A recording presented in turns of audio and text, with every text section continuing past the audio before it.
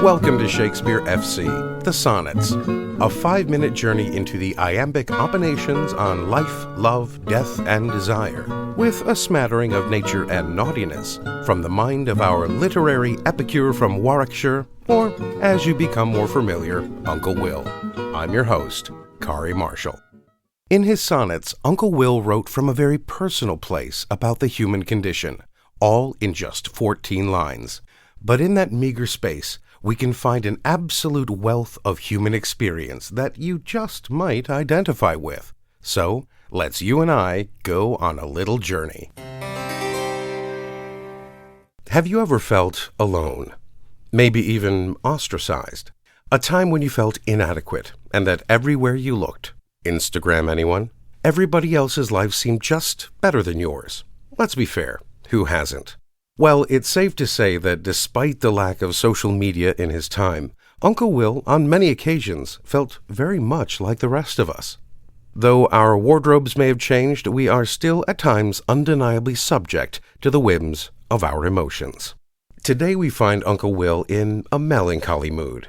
In Sonnet 29, he touches on the themes of self-loathing, jealousy, and gratitude.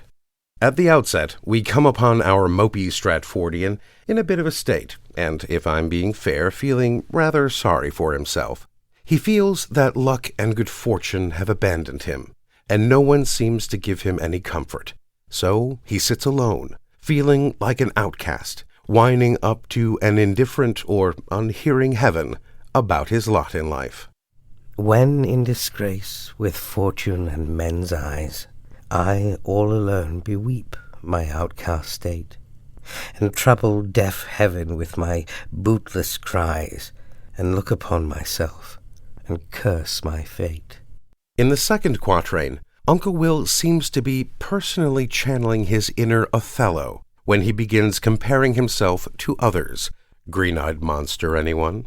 He begins casting an eye of envy over those better-looking, more skilled, possessing more range, so much so that he admits to being incapable of enjoying any of the things he used to take pleasure in. Wishing me like to one more rich in hope, featured like him with friends possessed, desiring this man's art and that man's scope, with what I most enjoy, contented least. In the third quatrain, though, something changes. Our inconsolable and self-loathing playwright suddenly thinks of his lover, and miraculously, through the terrible state of gloom, the clouds begin to part, and his soul is lifted and, like a bird taking flight and rising up to heaven, is filled with song.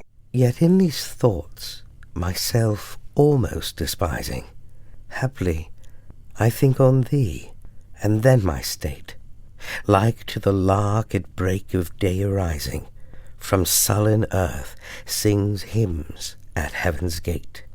In the final couplet, he comes to realize that, despite his lowly station in life, either real or perceived, when he thinks of his love, it brings him such wealth he wouldn't change places, even with a king. For thy sweet love remembered such wealth brings, that then I scorn to change my state with kings. This sentiment has been a mainstay of romance writers ever since. I may be poor in worldly wealth, but as long as we have each other, I am rich beyond measure.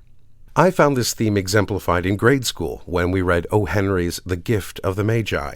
That story, as it happens, was also my first introduction into the concept of irony.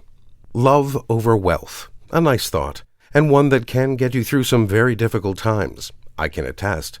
Just keep in mind that most landlords won't take your love letters as payment. Well, alas and alack, my friends, that is all we have time for. Join us again next time for another hopefully informative journey into the mind of Uncle William. I'm Qarie Marshall. Farewell until next time. Shakespeare FC is a production of WGTE Public Media. You can learn more and download all episodes at wgte.org/sfc or wherever you get your podcasts.